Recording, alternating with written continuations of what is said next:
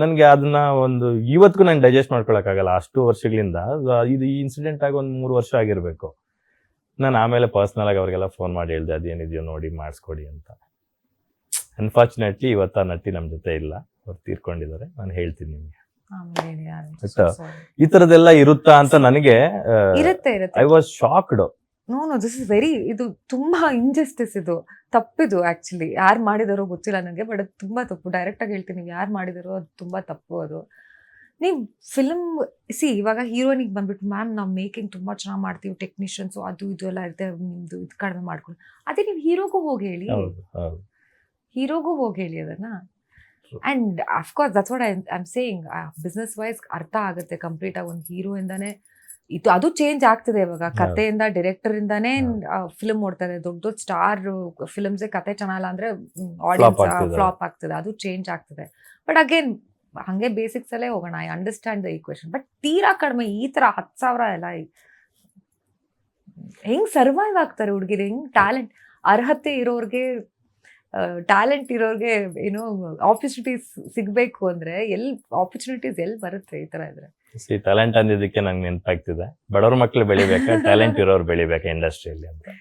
ಯಾಕಂದ್ರೆ ಬಡವ್ರ ಮಕ್ಳು ಬೆಳಿಬೇಕು ಕಂಡ್ರಯ್ಯ ಅಂತ ಡಾಲಿ ಧನಂಜಯ ಅವರು ಒಂದು ಸ್ಟೇಟ್ಮೆಂಟ್ ಕೊಟ್ಟಿದ್ರು. ರಾಜ್ಬಿ ಶೆಟ್ಟಿ ಸರ್ ಒಂದು ಸ್ಟೇಟ್ಮೆಂಟ್ ಕೊಟ್ರು, ಟ್ಯಾಲೆಂಟ್ ಇರೋರು ಬೆಳಿಬೇಕು, ಅವಕಾಶಗಳು ಸಿಗ್ಬೇಕು ಅವ್ರಿಗೆ ಅಂತ. ನೀವು ಭಾವನಾ ಅವರು ಇಬ್ಬರ ಒಂದು ಕೊಟೇಶನ್ಗಳಲ್ಲಿ ಯಾವ್ದನ್ನ ಅಕ್ಸೆಪ್ಟ್ ಮಾಡ್ತೀರಾ?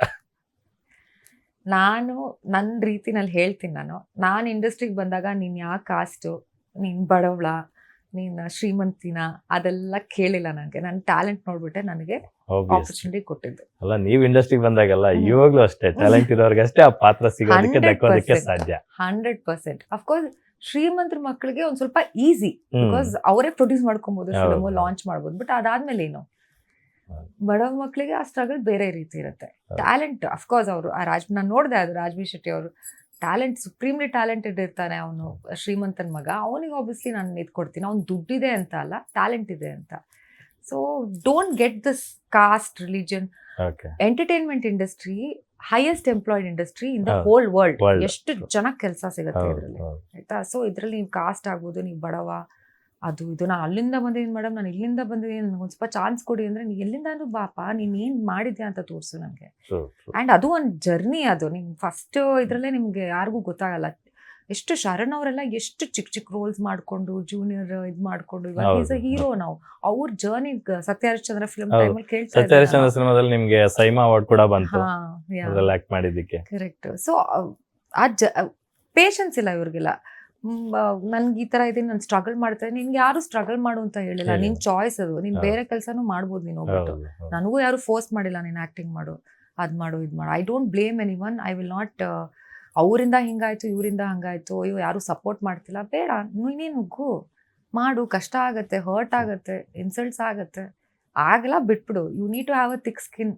ನಿಮ್ಗೆ ಫಿಲ್ಮ್ ಇಂಡಸ್ಟ್ರಿಗೆ ಬರಬೇಕು ಅಂದ್ರೆ ನಿಮ್ಗೆ ಥಿಕ್ ಸ್ಕಿನ್ ಇರಲೇಬೇಕು, ಎಮ್ಮೆ ಚರ್ಮ ಇರಲೇಬೇಕು. ಬಟ್ ತುಂಬಾ ಚೆನ್ನಾಗಿ ಹೇಳಿದ್ರಿ ನೀವು. ಎಷ್ಟೋ ಜನ ನನಗೆ ಅವಕಾಶಗಳೇ ಇಲ್ಲ, ನಾನು ಬಯಸಿದಂತ ಪಾತ್ರಗಳು ನನಗೆ ಬರ್ಲಿಲ್ಲ ಅಂತ ಸೂಸೈಡ್ ಕೂಡ ಮಾಡ್ಕೊಂಡಿದ್ದಾರೆ. ಅಂತ ಅವ್ರಿಗೆ ಏನ್ ಹೇಳ್ತೀವಿ? ಅದೇ ಅವ್ರಿಗೆ ತಡ್ಕೊಳಕ್ ಆಗ್ಲಿಲ್ಲ, ಸೆನ್ಸಿಟಿವ್ ಇರ್ತಾರೆ, ಸಾಫ್ಟ್ ಇರ್ತಾರೆ, ಅಂಥವ್ರಿಗೆ ಬರಲೇಬೇಡಿ. ಸೀರಿಯಸ್ಲಿ ರಿಸ್ಕ್ ತೊಗೊಳಕ್ ಆಗಲ್ಲ ಅಂದ್ರೆ ಇಂಡಸ್ಟ್ರಿಗೆ ಬರಲೇಬೇಡಿ. It is not easy. ನಿಮ್ಗೆ ತುಂಬ ತಾಳ್ಮೆ ಇರಬೇಕು, ತುಂಬ ಮೆಂಟ್ಲಿ ಸ್ಟ್ರಾಂಗ್ ಇರಬೇಕು. ನಿಮಗೆ ಟ್ಯಾಲೆಂಟ್ ಜಾಸ್ತಿ ಇಲ್ಲ ಅಂದ್ರೂ ಪರವಾಗಿಲ್ಲ, ಅದನ್ನ ಹೆಂಗೋ ನೀವು ಮಾಡ್ತಾ ಮಾಡ್ತಾ ಮಾಡ್ತಾ ಕಲಿತೀರಾ. ನೀವು ಜರ್ನಿನಲ್ಲಿ ನೀವು ಕಲಿತೀರಾ. ಇನ್ನೂ ಕಲಿತಾ ಇದ್ದೀನಿ ನಾನು. ಬಟ್ ಈ ಥರ ಹಾರ್ಡ್ ವರ್ಕ್ ಮಾಡಿಕೊಂಡು ಮೆಂಟ್ಲಿ ಸ್ಟ್ರಾಂಗ್ ಇದ್ರೆ ಮಾತ್ರ ಬನ್ನಿ ದಯವಿಟ್ಟು. ಭಾವನಾ ಅವರು 18 ವರ್ಷಗಳಿಂದ ಇಂಡಸ್ಟ್ರಿಯಲ್ಲಿ ಇದ್ದಾರೆ. ಸಾಕಷ್ಟು ಏರಿಳಿತಗಳನ್ನ ನೋಡಿದ್ದಾರೆ, ಸಕ್ಸಸ್ ನೋಡಿದ್ದಾರೆ, ಫ್ಲಾಪ್ಸ್ ನೋಡಿದ್ದಾರೆ, ಅವಕಾಶಗಳಿಲ್ಲದೆ ಮನೇಲಿ ಕೂತಿದ್ದಾರೆ. ಮನೇಲಿ ಕೂತಾಗ ಮತ್ತೆ ಅವಕಾಶಕ್ಕಾಗಿ ಕಾಯ್ದಿರಾ ಬೇರೆ ವರ್ಕ್ ಕೂಡ ಮಾಡಿದಾರೆ. ಡ್ಯಾನ್ಸ್ ಕ್ಲಾಸಸ್ ಎಲ್ಲ ಮಾಡ್ಕೊಂಡು ಜೀವನಕ್ಕೋಸ್ಕರ ಏನಾಗ್ಬೇಕು ಅದ್ ಮಾಡ್ಕೊಂಡ್ ಬರ್ತಾ ಇದ್ದಾರೆ. ಆದ್ರೆ ಇತ್ತೀಚಿನ ದಿನಗಳಲ್ಲಿ 1-2-3 ಸಿನಿಮಾ ಮಾಡಿರ್ತಾರೆ, ನಿನ್ನೆ ಮೊನ್ನೆ ಬಂದಿರ್ತಾರೆ. ಅವಕಾಶಗಳು ಅಷ್ಟಕ್ಕಷ್ಟೇ ಇರುತ್ತೆ. ರೆಮ್ಯುನರೇಷನ್ ಲೆಕ್ಕಕ್ಕೆ ಅಂತ ಹೋದಾಗ ಆ ಮಟ್ಟಕ್ಕೇನೋ ರೆಮ್ಯುನರೇಷನ್ಸ್ ಸಿಕ್ಕಿರಲ್ಲ. ಅವರ ಪ್ರತಿಭೆಗೆ, ಅವ್ರ ಟ್ಯಾಲೆಂಟ್ಗೆ ಎಷ್ಟು ಸಿಗ್ಬೇಕೋ ಅಷ್ಟಂತೂ ಸಿಕ್ಕಿರುತ್ತೆ. ಆದ್ರೆ ಅವರು ಮಾಡ್ತಾ ಇರ್ತಕ್ಕಂಥ ಸಿನಿಮಾಗಳ ಸಂಖ್ಯೆ ನೋಡಿದಾಗ, ಅವರು ಲೈಫ್ ಲೀಡ್ ಮಾಡ್ತಾ ಇರ್ತಕ್ಕಂಥದನ್ನ ನೋಡಿದಾಗ ತುಂಬಾ ಅಜಗಜಾಂತರ ಇರುತ್ತೆ. ತುಂಬಾ ಲಾವಿಶ್ ಲೈಫ್ ಲೀಡ್ ಮಾಡ್ತಾ ಇರ್ತಾರೆ. ಅದು ಹೇಗೆ ಅಂತಕ್ಕಂಥದ್ದು ಒಂದು ಪ್ರಶ್ನೆ ಮೂಡುತ್ತೆ. ಸೊ ನೀವು ಇಂಡಸ್ಟ್ರಿ ಅವರಾಗಿದ್ಕೊಂಡು, ಒಬ್ಬ ನಟಿಮಣಿ ಆಗಿದ್ಕೊಂಡು ಇದನ್ನ ಇದಕ್ಕೆ ಪ್ರತಿಕ್ರಿಯಿಸೋದಾದ್ರೆ ಹೇಗೆ ಹೇಳ್ತೀರಾ ಅಂತ? Let's not judge anyone. ಇವಾಗ ಹೇಳಬೇಕು ಅಂದರೆ ನನಗೂ ದೊಡ್ಡ ದೊಡ್ಡ ಕಾರಲ್ಲಿ ಐ ವಾಂಟ್ ಟು, ನನಗೂ ಇಷ್ಟ, ನನಗೆ ರೇಂಜ್ ರೋವರ್ ಕಾರ್ ತುಂಬ ಇಷ್ಟ, ನನಗೆ ಮಿನಿ ಕೂಪರ್ ಕಾರ್ ತುಂಬ ಇಷ್ಟ ನನಗೆ. ಅದು ದೇವರು ಆ ಶಕ್ತಿ ಕೊಟ್ಟಾಗ ನಾನು ತೊಗೊಳ್ತೀನಿ ನಾನು ಆ ಥರ. ಬಟ್ ಇವಾಗ ರೆಂಟಲ್ಗೂ ಸಿಗುತ್ತೆ ನಿಮಗೆ ಓಕೆ ಅಲ್ವಾ? ನಿಮ್ಗೆಲ್ಲಾದ್ರೂ ಹೋಗ್ಬೇಕು ಅಂದರೆ ಯು ಫೀಲ್ ಲೈಕ್ ಗೋಯಿಂಗ್, ಚೆನ್ನಾಗಿ ಹೋಗ್ಬೇಕು ಅಂತಂದ್ರೆ ನೀವು ರೆಂಟಿಗೂ ತಗೊಂಡು ನೀವು ಹೋಗ್ಬೋದು. ಬಟ್ಟೆಗಳು ರೆಂಟಿಗೆ ಕೊಡ್ತಾರೆ. ನಮ್ಮ ಫ್ರೆಂಡ್ಸ್ ಇದ್ದಾರೆ ಫ್ಯಾಷನ್ ಡಿಸೈನರ್ಸು, ಅವರು ಬಟ್ಟೆ ಕೊಡ್ತಾರೆ ಇದು ಮಾಡೋಕ್ಕೆ ಎಲ್ಲಾದ್ರೂ ಹೋಗ್ಬೇಕು ಅಂದ್ರೆ. ಬಟ್ ಅವ್ರು ತೋರಿಸ್ಕೊಡೋದು ಪ್ರಾಬ್ಲಿ ಓಕೆ ಇದು ನಂದೇ ಅಂತ ಇರ್ಬೋದು. ಬಿಕಾಸ್ ಆಸೆ ಇರುತ್ತೆ, ಯಾರಿಗೆ ಆಸೆ ಇರಲ್ಲ ಈ ತರ ಎಲ್ಲ ಲಾವಿಶ್ ಆಗಿ ಲಕ್ಸುರಿಯಸ್ ಆಗಿ ಲೈಫ್ ನ ಲೀಡ್ ಮಾಡೋದು. ಆಯ್ತು, ನೀವ್ ಹೇಳಿದ್ರಲ್ಲ, ನಾನು ಇನ್ನೊಂದಕ್ಕೆ ಅದಕ್ಕೆ ಹೇಳ್ತೀನಿ. ಇವೆಲ್ಲನು ಇದ್ ಮಾಡ್ಬೋದು, ರೆಂಟಿಗೆ ತಗೋಬಹುದು. ಒಂದು ಫ್ಲಾಟ್ ತಗೊಂಡ್ರಂತೆ ಅವರು, ಒಂದು ಕಾಸ್ಟ್ಲಿ ಕಾರ್ ತಗೊಂಡ್ರಂತೆ, ಫಾರಿನ್ ಟ್ರಿಪ್ಗಳು ಹೊಡಿತಾ ಇದಾರಂತೆ, ಕಾಸ್ಟ್ಲಿ ಶೂ ಹಾಕಿದಾರಂತೆ, ಅವ್ರು ಹಾಕೊಂಡ್ ಅವ್ರ ಕೈಲಿರೋ ಬ್ಯಾಗ್ ಎಷ್ಟು ಗೊತ್ತಾ, 3 lakh ಅಂತೆ. ಈ ತರದ ಒಂದಷ್ಟು ಪ್ರಶ್ನೆಗಳು ಬರುತ್ತಲ್ಲ, ಅಂತ ಊಹಾಪೋಹಗಳು ಇರ್ಬೋದಲ್ವಾ. See I don't want to judge anyone. ಅವ್ರು ಯಾವ್ದೇ ರೀತಿನಲ್ಲಿ ಏನ್ ಇದು ಮಾಡ್ತಿದಾರೋ ಅವ್ರಿಗೆ ಬಿಟ್ಟಿದ್ದು, ಅದು ಅವ್ರು ಮಾಡ್ಕೊತಾ ಇರೋದು. ನನಗೆ ಆತರ ನಾನು ದುಡ್ದು ಸಂಪಾದನೆ ಮಾಡಿ ನನಗೆ ಇಷ್ಟ ಆಗುತ್ತೋ ಅಷ್ಟರ ಅದರಲ್ಲೇ ನಾನು ಖುಷಿಯಾಗಿದ್ದೀನಿ. ನಾನು ಬೇರೆಯವ್ರದ್ದು ವಿಚಾರ ನನಗೆ ಬೇಡ, ಅವ್ರ ಇಷ್ಟ, ಅವ್ರ ಲೈಫು, ನಾನು ಯಾಕೆ. ಮತ್ತೊಂದು ಟಾಕ್ ಇರ್ತಕ್ಕಂಥದ್ದು, ಸಾಕಷ್ಟು ಜನ ಕಾಂಪ್ರಮೈಸ್ ಕೇಳ್ತಾರೆ ಹೀರೋಯಿನ್ಸ್ ನ ಅಂತ ಒಂದು ಮಾತಿದೆ. ಸೊ ಒಂದಷ್ಟು ಜನ ಮೀಟು ಆರೋಪಗಳು ಮಾಡಿದ್ರು, ಬೋಲ್ಡ್ ಆಗಿ ಬಂದು ಹೊರಗಡೆ ಹೇಳಿದ್ರು, ಈ ತರ ಹಿಂಗ್ ಮಾಡಿದ್ರು ಅಂತ. ನೀವು ಸುಮಾರು ವರ್ಷಗಳಿಂದ ಇಂಡಸ್ಟ್ರಿಯಲ್ಲಿ ಇದ್ದೀರಾ, ಸೊ ಆ ಒಂದು ವಿಚಾರ ಬಗ್ಗೆ ನೀವೇನ್ ಹೇಳ್ತೀರಾ ಅಂತ? ಅಫ್ಕೋರ್ಸ್ ನನಗೂ ಆಗಿದೆ. ಓಕೆ, ಇದು ಫಸ್ಟ್ ಟೈಮ್ ಹೇಳ್ತಾ ಇರೋದು ನಾನು actually.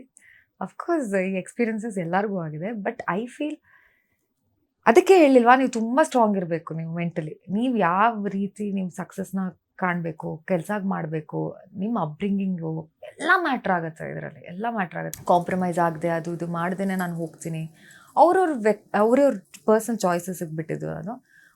Me too was a very important moment. ಅದಾದ್ಮೇಲೆ ಇಂಡಸ್ಟ್ರಿ ತುಂಬಾ ಚೇಂಜ್ ಆಗಿದೆ. ಎಲ್ಲ ಹುಡುಗಿರ್ಗೂ ಥ್ಯಾಂಕ್ ಯು, ಯಾರ್ಯಾರು ಎದ್ ನಿಂತ್ಕೊಂಡು ಅದ್ರ ಬಗ್ಗೆ. ಪ್ರತಿಯೊಬ್ಬರಿಗೂ ಒಂದು ಸಣ್ಣ ಭಯ ಶುರುವಾಗಿದೆ, ಅಯ್ಯೋ ನಂದೆಲ್ಲ ಹೊರಗಡೆ ಬರುತ್ತೋ. ಸೋಷಿಯಲ್ ಮೀಡಿಯಾ ಇಂದಾನು ಅಷ್ಟೇ. ಓಕೆ, ಮೀಟು ಆದ್ಮೇಲೆ ಅಂತೂ ಸೋಷಿಯಲ್ ಮೀಡಿಯಾ ಅವರು ಲೈಕ್ ಒಂದ್ ಚೂರ್ ಏನಾದ್ರು ಆಯ್ತು ಅಂದ್ರೂ ದೇ ವಿಲ್ ಆಲ್ಸೋ ಕಮೆಂಟ್ಸ್ಗಳು ಆಗ್ಬೋದು, ಅದಾಗ್ಬೋದು, ಆ ಭಯನೂ ಇರುತ್ತೆ ಎಲ್ಲರಿಗೂ. ಇವಾಗ ತುಂಬಾ ಚೆನ್ನಾಗಿದೆ ಲಕ್ಷ್ಮಿ ಇಂಡಸ್ಟ್ರಿ. ಆಕ್ಚುಲಿ ನಾನು ಬಂದಾಗ it was very difficult, or maybe ನಾನ್ ಪ್ರಿಪೇರ್ಡ್ ಆಗಿರ್ಲಿಲ್ವಾ ಹೆಂಗ್ ಹ್ಯಾಂಡಲ್ ಮಾಡ್ಬೇಕು ಎಲ್ಲಾರು ಅಂತ. ಒಬ್ಬೊಬ್ರು ಒಂದೊಂಥರ, ಐ ಆಮ್ ನಾಟ್ ಸೇಯಿಂಗ್ ಎಲ್ಲಾದು ಹಂಗಿತ್ತು. ನಿಮ್ಗೆ ಆ ತರದ ಒಂದು ಇದು ಬಂದಾಗ ನೀವು ಅದನ್ನ ಹೇಗೆ ಹ್ಯಾಂಡಲ್ ಮಾಡಿದ್ರಿ ಅಂತ ನನ್ಗೆ ಅರ್ಥನೇ ಆಗ್ಲಿಲ್ಲ. ನನಗೆ first what is this compromise, ದುಡ್ಡದ ಅಂತ ಅನ್ಕೊಂತಿದ್ದೆ ನಾನು. ಐ ಡಿಂಟ್ ಅಂಡರ್ಸ್ಟ್ಯಾಂಡ್ ಆಲ್ಸೋ ಅವಾಗ ನನಗೆ. ಸೊ ಬಿಕಾಸ್ ಎಲ್ಲ ಈಸಿ, ನನ್ಗೆ ಹಂಗೆ ಇತ್ತು, ನಂಗೆ ಆಡಿಷನ್ ಕೊಡ್ಬೇಕು, ಅವ್ರ ಸೀನ್ ಕೊಡ್ತಾರೆ. ಕೆಲವರೆಲ್ಲ ಹೇಳ್ತಾರೆ, ಇಲ್ಲ ರೀ ನನಗೆ ಅದೆಲ್ಲ ಇಷ್ಟ ಆಗಲ್ಲ, ನನಗೆ ಸಿನಿಮಾನೇ ಬೇಡ ಹಂಗಿದ್ರೆ ಅಂತ ಹೇಳ್ಬಿಟ್ಟು ಹೋಗೋರು ಇರ್ತಾರೆ. ನಾನು ಅಂತ ಕೆಲವರು ಅಕ್ಸೆಪ್ಟ್ ಮಾಡೋರು ಇರ್ತಾರೆ. ಅದಕ್ಕೆ ನಾನು ಕೇಳ್ತಾ ಇರೋದು. ನಾನು first category. Okay, I may be not rude, sorry sir, not interested ಅಂತ ಹೇಳ್ಬಿಟ್ಟು ಇಡ್ತಿದ್ದೆ ನಾನು ಫೋನ್ ಅಷ್ಟೇ. ಗ್ರೇಟ್. ಈ ನಮ್ಮ ಸಂದರ್ಶನದಲ್ಲಿ ಸಾಕಷ್ಟು ಸೂಕ್ಷ್ಮ ವಿಚಾರಗಳ ಬಗ್ಗೆ ನಾನು ಮಾತಾಡ್ತಾ ಇದ್ದೀನಿ. ಅಲ್ಲ, ಈ ತರ ಸೂಕ್ಷ್ಮ ವಿಚಾರಗಳನ್ನ ನೋಡ್ತಾ ಇರ್ತಕ್ಕಂತ ಈಗ ಒಂದಷ್ಟು ನಟಿಮಣಿಯರಿಗೆ ತುಂಬಾ ಹೆಲ್ಪ್ ಆಗುತ್ತೆ ಇದನ್ನೆಲ್ಲ ನೋಡಿದ್ರೆ ಅಂತಕ್ಕಂಥದ್ದು. 100% ಹೆಲ್ಪ್ ಆಗುತ್ತೆ. ಮತ್ತೊಂದು ತುಂಬಾ ಇಂಪಾರ್ಟೆಂಟ್ ವಿಚಾರ ಮಾತಾಡೋದಾದ್ರೆ, ನಟಿಮಣಿಯರ ಬಾಡಿ ಶೇಮಿಂಗ್ ಸಿಕ್ಕಾಬಟ್ಟೆ ಟ್ರೆಂಡಿಂಗ್ ಅಲ್ಲಿ ಇದೆ. ಹೀರೋಯಿನ್ಸ್ ಚೆನ್ನಾಗಿದ್ರು ಕಷ್ಟ, ಚೆನ್ನಾಗಿಲ್ಲ ಅಂದ್ರೂ ಕಷ್ಟ, ಸ್ವಲ್ಪ ದಪ್ಪ ಆದ್ರೂ ಕಷ್ಟ, ಸಣ್ಣ ಇದ್ರು ಕಷ್ಟ. ಸಣ್ಣ ಇದ್ರೆ ಚಿನ್ನದೇ ಇಲ್ಲೇನೋ ಇವ್ರು ಏಕಪ್ಪ ಹಿಂಗೆ ಒಣಕೊಂಡು ಹೋಗ್ಬಿಟ್ಟವ್ರೆ ಅಂತಾರೆ.